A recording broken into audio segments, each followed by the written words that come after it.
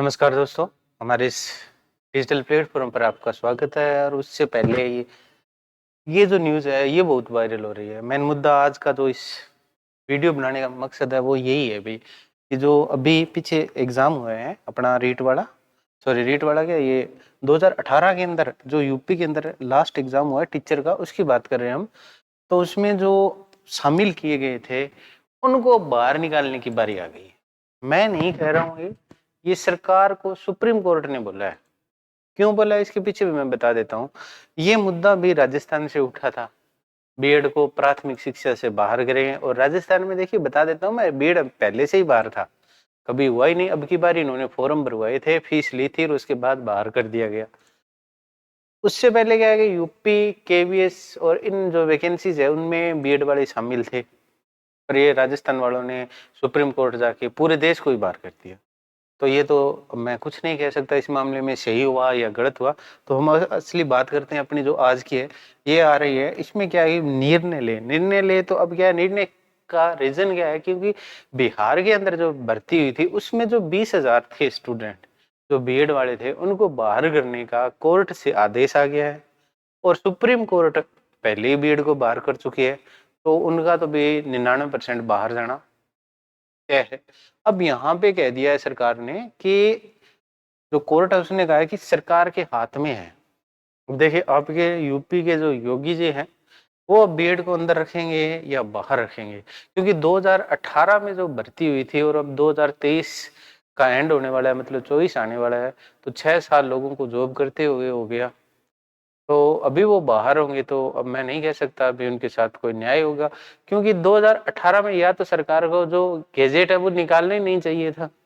2018 में जो गैजेट निकला था उसमें साफ लिखा था कि बीएड है, बीएड वाले वो प्राइमरी में फॉर्म भर सकते हैं। तो उसी आधार पे बहुत से लोगों ने डीएलएड नहीं करके बीएड की।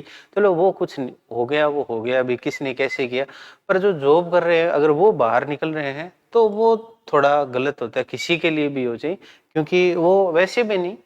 हाँ, इस भर्ती के ऊपर एक बात और करना चाहूंगा, जो इलीगल से लगे थे उसकी बात चल रही है। भी सीबीआई जांच का मामला उठ गया है, यहाँ पे कुछ इलीगल तरीके से लगे थे, हाँ उनको बाहर करना जरूरी है, उनको बाहर करना जरूरी है। और एक महत्वपूर्ण सूचना और बता देता हूँ मैं, आप किसी भी एग्जाम की तैयारी कर रहे हैं तो हमारे जो रियल स्टडी ऐप का लिंक है वो डिस्क्रिप्शन में दिया गया है, वहां से डाउनलोड कर ले। तो वहां से आपको फायदा ये होगा कि सारी बुकें हैं, एनसीईआरटी, आरबीसी, शिक्षा मनोविज्ञान नोट्स, ये सारा एकदम फ्री आप चेक कर सकते हैं।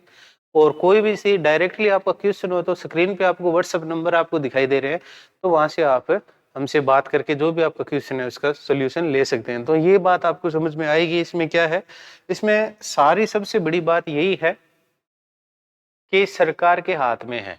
अब बीएड वालों को वो जो 68,500 की भर्ती थी उसमें अंदर रखेंगे या बाहर निकलेंगे।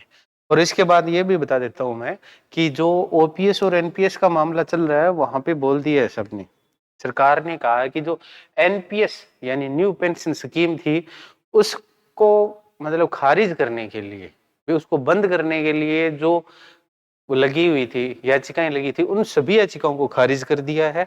यानी अब एनपीएस ही लागू होगी, पूरे देश के अंदर एनपीएस ही लागू होगी। हाँ, राजस्थान में अभी गहलोत सरकार थी तो उन्होंने ओपीएस का मुद्दा किया था, अभी ओपीएस देंगे ये देंगे, तो उनकी तो सरकार चली गई है।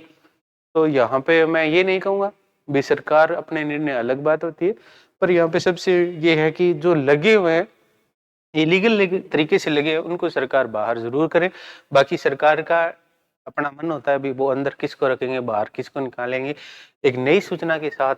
और एक बता देता हूँ भी, रीट का जो है, रीट का भी हम एकदम फ्री में कोर्स लेके आ रहे हैं, क्योंकि अभी रीट की भी वैकेंसी आएगी।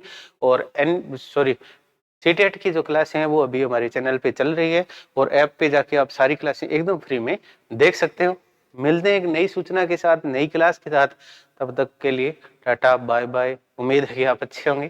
Thanks for watching.